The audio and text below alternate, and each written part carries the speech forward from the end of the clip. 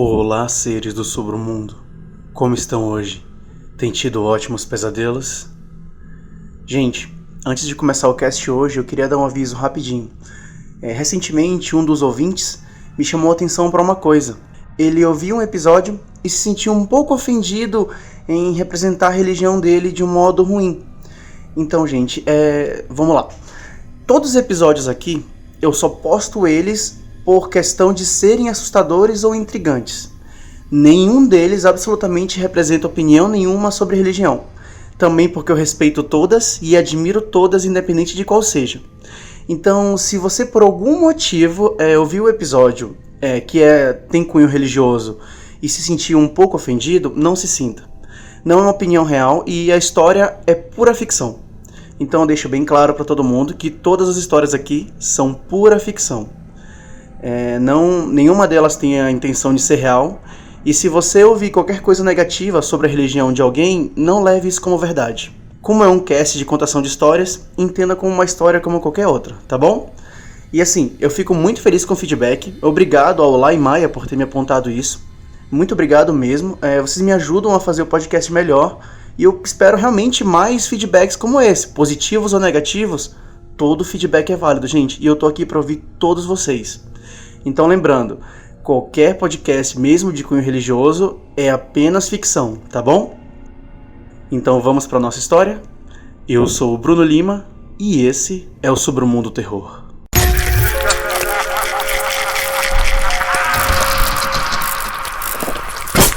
Submundo Terror.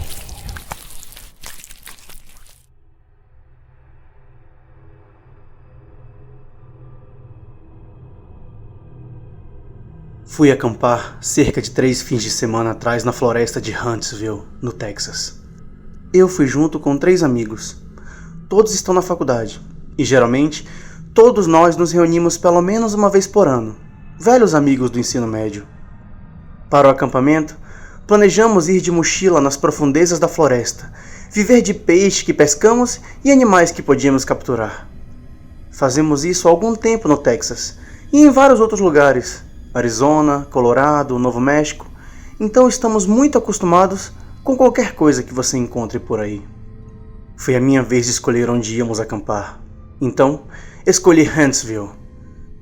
Naquele dia, nós dirigimos até lá, estacionamos nosso carro em um local de acampamento e começamos a caminhar pela floresta. Demos algumas risadas ao longo do caminho, todos se atualizando sobre a vida do outro. Caminhamos até que começou a escurecer. Logo nós paramos e montamos o acampamento. Todos reuniram madeira para fazer fogo e montamos as nossas barracas. Naquelas noites de acampamento, fazíamos sempre a mesma coisa: tentar assustar uns aos outros com histórias assustadoras. Nesse momento, começamos a sentir um cheiro muito fraco. Era perceptível, mas não exagerado. Não conseguimos identificar o que era. Então, continuamos. Mike disse que precisava tirar água do joelho e saiu na floresta. Um segundo depois, ele volta correndo com sua calça jeans toda mijada, como se tivesse errado feio. Imediatamente, todos nós rimos e brincamos com ele. Então, percebemos que ele estava branco como a neve e tentando recuperar o fôlego. Ele começou a gritar e pediu para nós que a gente o seguisse urgentemente. Todos nós ficamos sérios e o seguimos, sem saber o que ele queria dizer ou mostrar pra gente. Começamos a ouvir um leve grito e choro à distância, na direção em que estávamos correndo. Estava escuro como breu, longe do acampamento, e Mike tinha a única lanterna porque a gente tinha esquecido a nossa no acampamento, e só ele lembrou de levar. Então, nesse momento, não tínhamos muita escolha a não ser seguir a luz que ele estava freneticamente apontando aqui e ali na frente dele. O grito se aproximava e Mike começou a desacelerar. Percebemos então uma cabana velha que parecia abandonada, exceto por uma luz fraca que podíamos ver de uma das janelas cobertas de mofo. O choro foi intenso. Quem quer que fosse não conseguia respirar o suficiente para soltar um grito completo. Todos nós seguimos Mike até a porta da frente, e todos ouvimos o choro vindo de lá de dentro. Assim que ele bateu na porta, o som parou. Todos esperamos e ouvimos passos muito pesados caminhando rapidamente até a porta. Houve uma batida gigante contra a porta e o som de um ferrolho. Então, nada. Esperamos um pouco, batemos mais algumas vezes, mas ainda nada aconteceu. Nós andamos ao redor da casa, que não havia nenhuma outra entrada, e notamos uma janela, que era uma boa maneira de entrar. Alex respirou fundo e pediu para darmos um impulso para que ele pudesse ver por dentro. Eu e Mike o levantamos até a janela. Nós o assistimos afastar a sujeira e as teias da janela e colocar o rosto bem pertinho do vidro para tentar ver alguma coisa. Houve uma batida rápida. Então, de repente, ele respirou rápido e soltou um grito alto. Então, ele caiu da janela, gritando até o chão. Todos nós tentamos acalmá-lo, mas ele estava histérico. Fomos até ele, mas ele começou a tremer, dar socos, chutar e depois saiu correndo em direção ao acampamento. Nenhum de nós queria se separar. Então, todos nós corremos logo atrás dele. Nós o alcançamos, o agarramos e o colocamos no chão. O fogo estava acabando. Então eu peguei um pouco de madeira próxima que coletamos e adicionei ao fogo. Minhas mãos tremiam e eu tive que fazer alguma coisa. Voltei para Alex e todos tentamos acalmá-lo. Ele não continuaria gritando e estava respirando com tanta dificuldade que acabou desmaiando. Todos nós estávamos aterrorizados agora e todos fizemos questão de manter o fogo alto até o amanhecer. De vez em quando, Alex acordava e gritava como antes. Ao nascer do sol, ele se levantou e parecia catatônico, apenas murmurando para si mesmo e choramingando. Eu e Mike decidimos ir olhar a cabana agora que era dia. Procuramos onde pensávamos estar, exceto que não havia mais nada lá. Nada mesmo. O cheiro indistinto da noite anterior agora se transformara em um cheiro muito forte de algo morto, algo velho. Decidimos voltar ao local do acampamento. Quando chegamos lá, descobrimos que Alex tinha mastigado os lados da sua bochecha e engolido tanto sangue que estava vomitando. John estava às suas costas e parecia que ele estava prestes a morrer de exaustão. Acho que todos parecíamos assim. Só não tinha percebido porque não tinha parado para olhar o rosto das pessoas. Alex disse calmamente que precisávamos sair agora. Todos nós começamos a arrumar a barraca quando, de repente, começou a chover muito forte. Era meio-dia e o céu começou a ficar muito escuro. Alex começou a entrar em pânico. Ele pegou um galho de árvore e gritou para que deixássemos tudo lá e saíssemos agora. Ou ele nos derrubaria e nos arrastaria para fora dali. Mike começou a gritar com ele e eles começaram a brigar. Nós terminamos de fazer as malas e então começamos a voltar. Depois de algum tempo, chegamos ao riacho que cruzamos no dia anterior. Mas ele havia sido inundado e a água estava se movendo rapidamente e ficava muito perigoso para a gente atravessar. Alex começou a gritar de novo. Gritou com Mike por enrolar arrumando a barraca quando poderíamos ter saído dali. Isso continuou por um tempo, até finalmente convencemos Alex a se acalmar e nos contar o que tinha acontecido. Ele disse que assim que tinha colocado o rosto no vidro da janela da casa, um rosto do outro lado fez a mesma coisa e começou a abrir um sorriso muito grande. Tinha olhos escuros e uma boca escura muito maior que a de Alex, pois o sorriso parecia estar maior do que uma boca poderia alcançar. Uma sombra gigante atrás dele balançou algo e fatiou o rosto para fora da cabeça. O rosto ficou preso no vidro da janela e ele disse que o rosto começou a rir baixinho enquanto ele deslizava. Mike, ainda irritado, e embora ele não admitisse, também começando a ficar assustado, começou a discutir com ele novamente.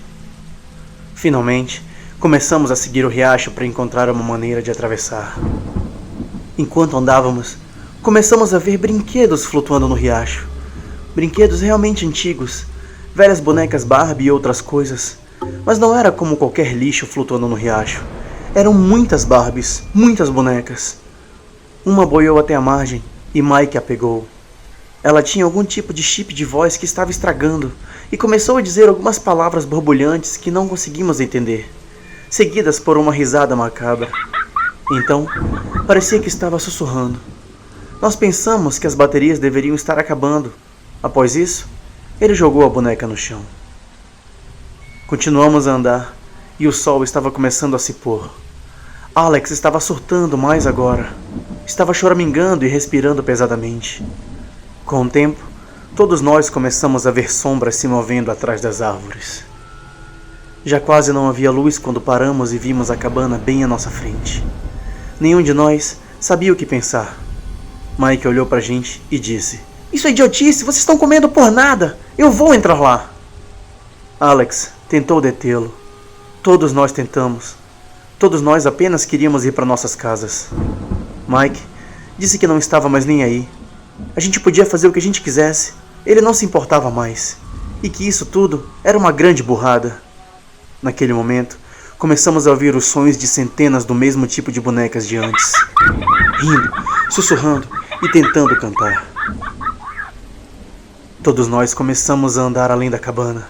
Enquanto avançávamos, sentimos de novo o cheiro de algo morto no ar. Algo podre. O mesmo de antes. Começamos a ouvir algo chorando e gritando, mas mesmo assim, continuamos em frente. Finalmente, cruzamos o riacho e saímos da floresta. Voltamos ao nosso veículo, entramos e logo saímos dali. Estávamos prestes a entrar na principal, mas a estrada estava em construção e não podia ser acessada. Havia uma placa apontando para um desvio. O desvio parecia ser uma estrada de terra, pequena e esburacada, que entrava na floresta. Enquanto íamos pela estrada, ao longe, avistamos uma jovem garota vindo até nós. Parecia que ela estava com problemas, mas era bem jovem e bonita.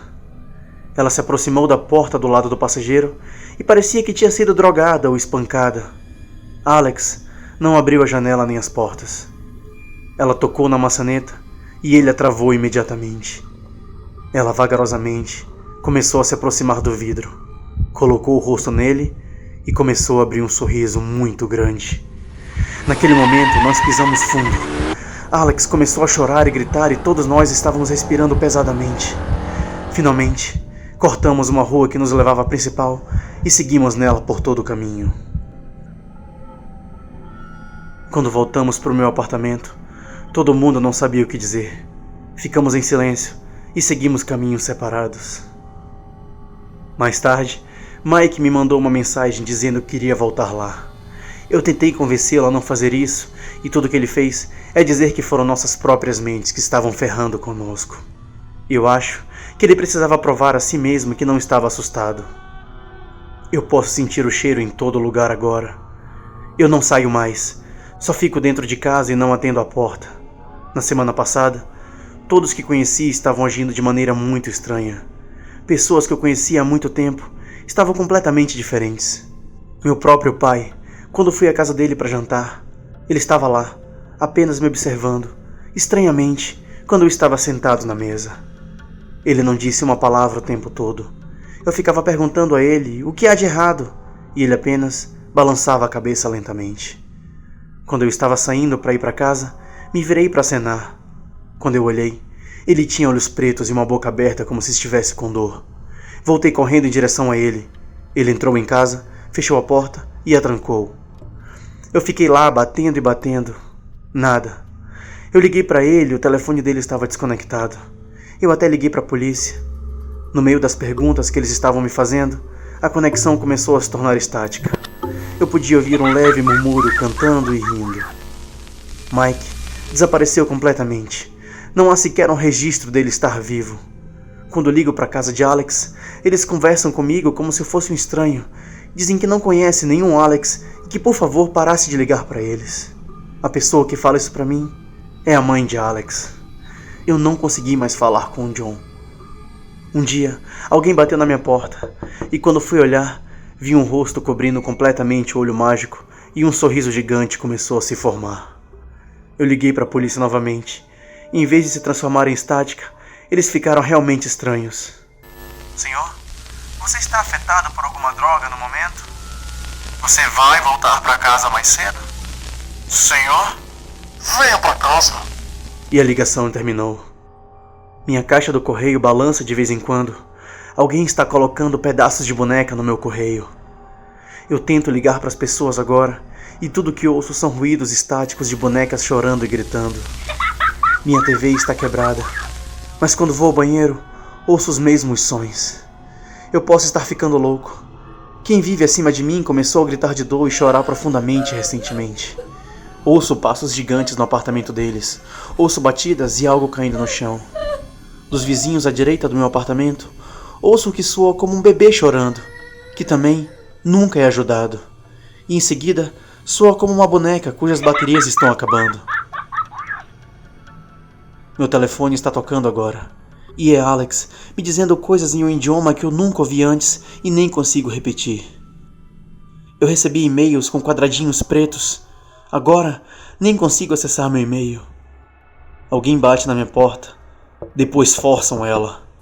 E ouço os parafusos destrancando um por um e corro para ter certeza de trancar todos eles de volta. Então agora eu apenas sento no chão e começo a chorar. Gostaram da história, seres do submundo? Muito obrigado pelo feedback de todos vocês. Eu agradeço muito por vocês me ajudarem a fazer o podcast. E é com muito carinho que eu faço isso para todos vocês. Obrigado mesmo. Vocês que fazem os meus dias um pouco mais legais. Muito obrigado por tudo. Boa noite e bons pesadelos.